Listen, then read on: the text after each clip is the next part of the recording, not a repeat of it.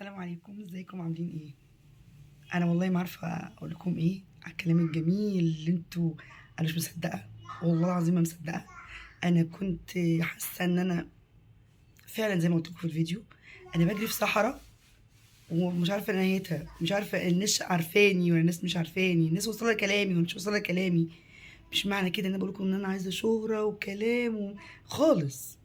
قسما بالله وربنا شاهد عليا، انا كل ما حد بيكلمني بقول له انا عاملاها صدقه جاريه على روح امي وابويا وعلى وليا انا، تسابقني على الجنه. وده اللي في دماغي قسما بالله، وربنا شاهد على كلامي. بس انا كنت حاسه ان الناس مش مستوعبه اللي انا بقوله.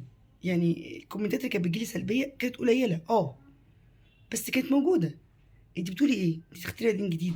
يعني ايه راجل يعني ايه ست؟ الراجل بيدينا بالجزمه. قلت يا ستي انا بقولك دين، بقولك ربنا قال ايه طبقيه.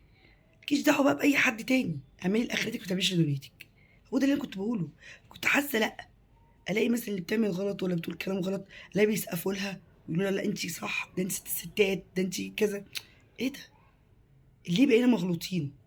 لحد ما نزلت الفيديو اللي انا خلاص انا مش عايزه انزل فيديو تاني، واتفاجئت بيكم وكلامكم الحلو وتشجيعكم ليا، واحنا بنحبك. على راسي يا ولاد الاصول، على راسي يا ولاد الناس المحترمه، يا متربيين، يا اجدع ناس، يا احلى ناس. انا معاكم لحد اخر يوم في عمري. ربنا يخليكم ليا ويجعلكم على طول داعمين ليا بالكلام الحلو والطيب اللي عدلكم في الدنيا وفي الاخره. ربنا يكرم اصلكم الطيب.